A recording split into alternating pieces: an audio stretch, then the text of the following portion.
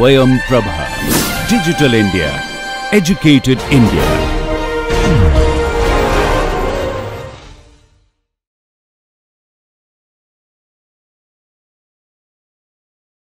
Now we'll talk about a very important tool in modular arithmetic, namely the Chinese remainder theorem. Okay, so let me start with a motivating example. So we have our clocks again, but this time we have two clocks.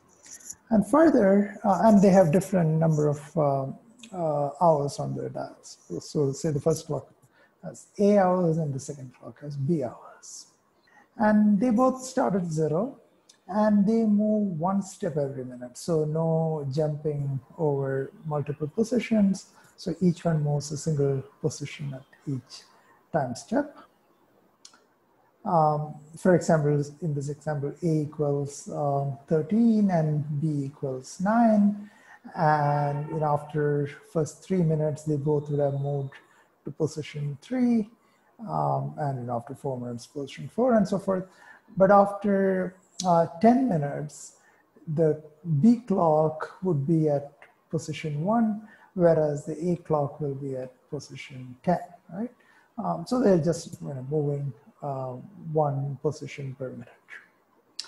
Now, suppose there are two positions, two special positions, so one in each clock, say, hour 11 and hour S, hour 5, so R equal to 11 and S equal to 5, such that when in the A clock the needle reaches R, it will chime. Okay, so R is something in the range 0 to A minus 1, and when the needle reaches there, the clock will chime, will make a big sound. And for clock B also, it'll chime, but now when its needle reaches 5 is when it chimes. Okay, and the question is, will these two clocks ever chime together? They're both starting at 0 and ticking along. Is there some point at which they will both chime together? Okay, so let's see. Let's try to solve this. Let's pick a smaller example first and try to look at it. So let's say A equals 3 and B equals 5. Okay, so smaller clocks, easier to work with. And after 15 steps, they would both be back at 0, right? So after 15 time steps, A would be back, A would have gone around 5 times and B would have gone around 3 times, but they would both be back at 0. So it's enough to look at just the first 15 steps, 15 minutes, and after that it will be the same thing repeating over and over. Okay. So our question is, if the chiming hours are some R and S, will the needles reach them at the same time? So instead, let's just go ahead and find out all the R and S pairs for which the needles will reach those positions simultaneously. Okay, so I'm just going to enumerate over all 15 possibilities here. So starting with time equal to 0, when both the needles are at position 0, and at time 1 they are both at 1, time 2 they are both at 2, and at time 3 the first needle will go back to 0, whereas the second one will go on to 4, right? So you have 0 and the second one will go to 3. Okay, so they will be at 0 and 3 after 3 time steps, and then they will tick along until at time step 5 the second clock would have reached 0. The first clock is somewhere here, 2, and at the next step the second clock will move to 1, whereas the first clock will move on from 2 to 0, right? So if you look at this, I've listed all 15 first 15 positions, and clock 1 is just going 0, 1, 2, 0, 1, 2, and so forth, and clock 2 is going 0, 1, 2, 3, 4, 0, 1, 2, 3, 4, and 0, 1, 2, 3, 4. Okay, so now I could look at the pairs, pair of positions that the needles are at. So for instance, at time step 5, first needle is at 2 and second needle is at 0, right? And if you look at this closely, you would see that, all 15 possibilities. So A can be, first needle can be at 0, 1, or 2. So that's 3 possibilities. Second can be at 0, 1, 2, 3, or 4, 5 possibilities. So altogether, there are 15 possibilities of R, S pairs. And all of these 15 pairs are realized by these clocks. So there would be some times when I pick something like, say, 1, 3. So there is some time step, happens to be time step 13, where clock 1 is at position 1 and clock 2 is at position 3, right? And there's nothing repeated here. All 15 are the 15 distinct possibilities. So that's the answer for A equal to 3 and B equal to 5. No matter where you put your chiming positions, there will be a time when they will chime together. But is this going to happen always, right? Or for other values of A and B and R and S? Okay, so let's try to see this in terms of modular arithmetic. So, so what we have done is these time steps, these are the elements of Z15, right? And these two positions where the needles are at in clock A and clock B are elements in ZA and ZB. So what we are looking for is at time step X, the needles will be at position X modulo 3 and X modulo 5, right? That's where the needles will be after X time steps. So that's just this mapping, right? Mapping X to the pair of numbers X modulo 3 and X modulo 5. And in this particular example of, A equal to 3 and B equal to 5, it so happens that all 15, as you go through X equal to 0 to 14, this mapping produced all possible 15 distinct pairs. Yeah, that's to say that for every R comma S, where R comes from Z3 and S comes from Z5, there is exactly one X which mapped to that R comma S. That is to say, X was congruent to R modulo 3, and so the remainder of X modulo 3 was R, and the remainder with respect to 5 is S, right? And our question is, okay, that's for 3 and 5. For which A and B will this happen that, every R and S will be reached, okay? So this is a very important theorem called the Chinese remainder theorem, which I have stated as follows. If A and B are co-prime with each other, right, so their GCD is 1, then in fact for every RS, there is a solution X such that X is both R modulo A and S modulo B. So at time step X, the needles will be at R and S respectively in the two clocks. And further, the solution is unique when you look in the range 0 to AB minus 1. So it will be exactly 1X for which this will happen, okay? And I've stated this for all R and S, not just modulo, not just numbers in the range 0 to A minus 1 and 0 to B minus 1, but that's, not very important. You could, without loss of generality, restrict yourselves to R in the range 0 to A and S in the range 0 to B. And the reason for that is, I give you any other R and S, which are not necessarily in this range. You just take the remainders with respect to A and B respectively. And the X's which will, for any X, X is congruent to R if and only if it's congruent to the remainder of R modulo A. And similarly, X is congruent to S modulo B only if it's congruent to the remainder of S modulo B. So you might as well just use these remainders as stand-ins for R and S. You don't need to worry about larger values of R and S or R and S outside this range. they behave the same way as the remainders with respect to A and B as far as this equation is concerned, right? Because the equation is only interested in R modulo A and S modulo B. All right, so that's an important theorem which says that basically what we just now saw for 3 and 5 actually works for every pair A and B which are co-prime to each other.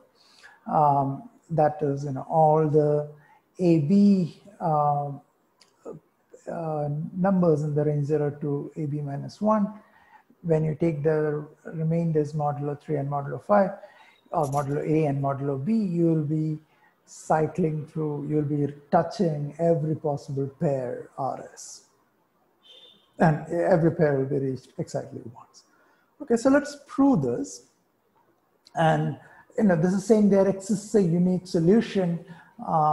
So firstly, I'll do the interesting part, which is that there exists a solution, and the uniqueness will follow easily. So let me show that there exists at least some X such that these two properties hold. Okay, so I'll show you a quick proof, algebraically in the next slide. But let me first, relate this to the clock, the Skippy clock that we have been talking about in the previous videos. So let's imagine doing the following. So we have these two clocks, right, A and B running along. Suppose every time the A clock reaches the position 0, we'll take a snapshot of the B clock, okay, and see where its needle is. So what does that look like? So the A clock, if it's convenient, think of A as smaller than B. So A is something like 3, B is something like 5.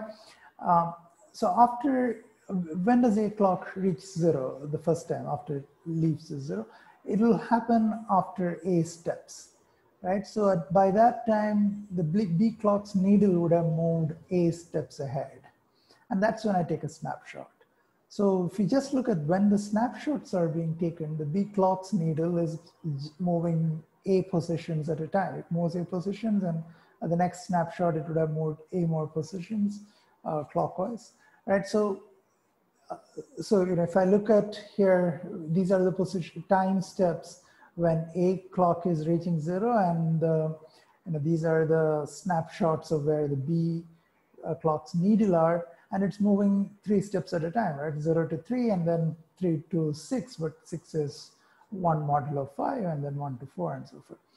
And so this simply corresponds to the needle of the B clock moving A hours at a time. Now, we already talked about this scenario where AB is are co-prime with each other, and there's a clock with B hours on the dial moving A's hours at a time. And we said in that case that needle of this B clock will reach every position. So if you look at where all the B clock's needle reached during the snapshots, you would see that it has 0, 3, 1, 4, 2. It has reached all 5 positions, 0, 1, 2, 3, 4, right, in some order. So basically for all possible values of S in the range 0 to B minus 1, you would see that the needle would reach all of those positions in the B clock, and at those times the A clock's needle is at 0. Which means in terms of solving this equation, we just argued that as long as R is 0, and no matter what S is, there indeed is a solution somewhere here, okay? All right, but that's not good enough. It's just saying that, for when R equal to 0, so for R equal to 0 and arbitrary S, RS has a solution. There is some X that satisfies this. But what about other values of R? Well, once you know this, it's not particularly hard. Let's take an example actually. Say our R and S are 2 and 1. Now, what we argued is we know 0 and anything will be reached, but 2 and 1 we don't know right away yet. So let's just walk back in time. If you have to reach 2 and 1, it's enough to look for time step where you reach 1 and 0, right? So if, before reaching 2 and 1, one step before that, you'll have to reach 1 and 0. So let's look for a solution of this form. And, again, we don't know anything about that. So let's go back one more step. And now, we can ask when do we reach, when do the needles reach 0 and 4 respectively. And indeed, we know there should be such a time, right? So 0 and 4 is reached at time step 9. So what we want is go forward 2 more steps, right? So here to reach 2 from 0, I need to go 2 more steps ahead. So I go 2 more steps and 11 is the answer, okay? So I find the solution X for 0 comma S prime, where S prime is obtained by walking back from S R steps. So here when walking back from 1, walking back modulo 5. So I go back, walking back 2 steps will take me to -1, which is 4. And then I find the solution for 0 comma 4, that is 9. There has to be a solution we just argued. And then you walk back 2 more steps forward, and that takes you to 11. So 11 is where you would find 2 and 1. All right, so that's kind of a long argument. Well, not very long, but we used something we already argued about the Skippy clock.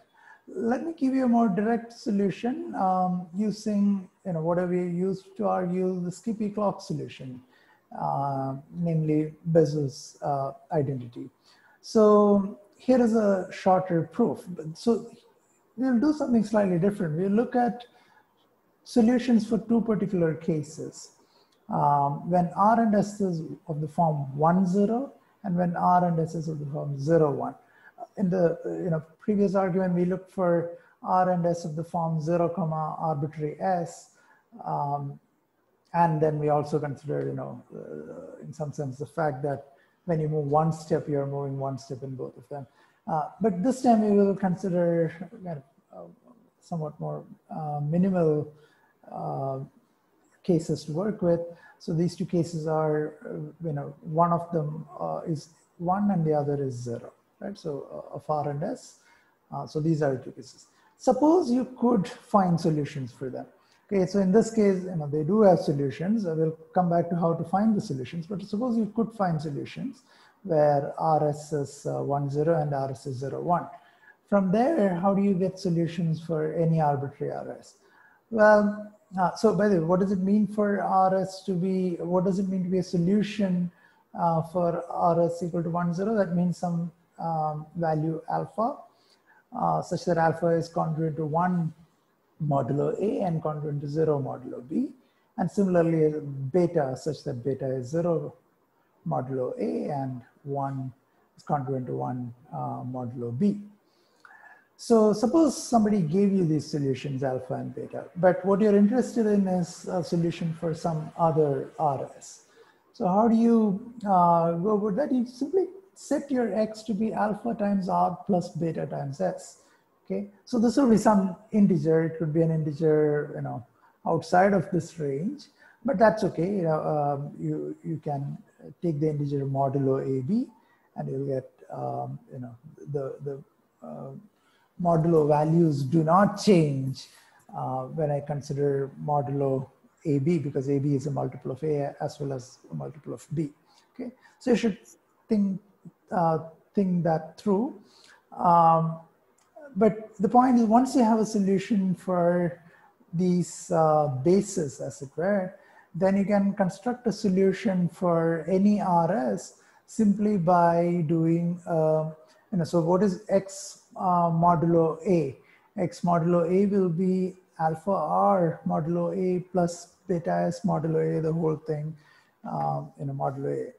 And what is alpha R modulo A? Well, that is R times alpha modulo A, the whole thing modulo A. But alpha is 1 modulo A, and right. So alpha R is R modulo A. as we wanted, but X is not just R modulo A, X is R modulo A plus whatever this is modulo A, but this is going to be 0 modulo A, right? Beta is a multiple of A, so beta times S is also a multiple of A. So if you took X modulo A, you should verify this. You'll see that it is just, it's congruent to R modulo A, right? R times 1 modulo A. So R times 1 plus S times 0 modulo A. So that is R modulo A as needed, and same X, if you take modulo B, it will be 0 plus beta, so 0 plus S times 1 modulo B, right? So X will be simultaneously R modulo A and S modulo B. Okay, so you should convince yourself that is indeed the case. So we will be done. Okay, so if you can find an alpha and beta that satisfy these two conditions, then we can solve for an X. But where do we get this alpha and beta? And for that, we'll go back to Besso's identity. So one is the GCD of A and B. So by Besso's identity, there is some integers some integers U and V, such that AU plus BV equals 1, right? They could be negative, one of them would be negative. And you can compute them efficiently using the Euclidean algorithm for computing GCD with a little bit of extra bookkeeping. So that's the extended Euclidean algorithm we already saw. So you can indeed compute this, and it's an efficient computation. We'll talk about efficiency sometime soon. Okay, so for now, all that matters is that it can be, these numbers exist, right? U and V exist. And well, that's not quite what we want. We want these alpha and beta that satisfy these properties. So what if I just set alpha to be 1 minus A times U, right? So essentially it's BV. Right? So I'm setting alpha to be BV, which is also 1 minus A times U. Now, what is alpha modulo A? Well, this is a multiple of A. So alpha modulo A will be, alpha is congruent to 1 modulo A, right? Because there's a multiple of A. And how about alpha, what's the remainder of alpha with respect to B? Well, alpha is a multiple of B. So it is 0, it's congruent to 0 modulo B. So alpha indeed satisfies these requirements. And you can imagine beta, symmetrically you set beta to be just equal to AU, which also happens to be 1 minus BV. And if you took beta modulo A, it is 0. So beta is congruent to 0 modulo A, it's a multiple of A, and it's congruent to 1 modulo B. It is 1, shifted by some multiple of B. Okay, so that is our solution that we are looking for. So if you put that together, then for any R and S, you can solve for X as BV times R plus AU times S. That's some integer, and then you can reduce it modulo AB to get something in the range AB. Okay.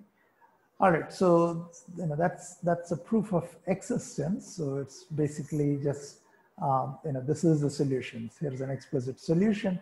As long as you have an U and V in your hand such that AU plus BV equal to 1, you can solve this system for any R and S. And here is the explicit solution.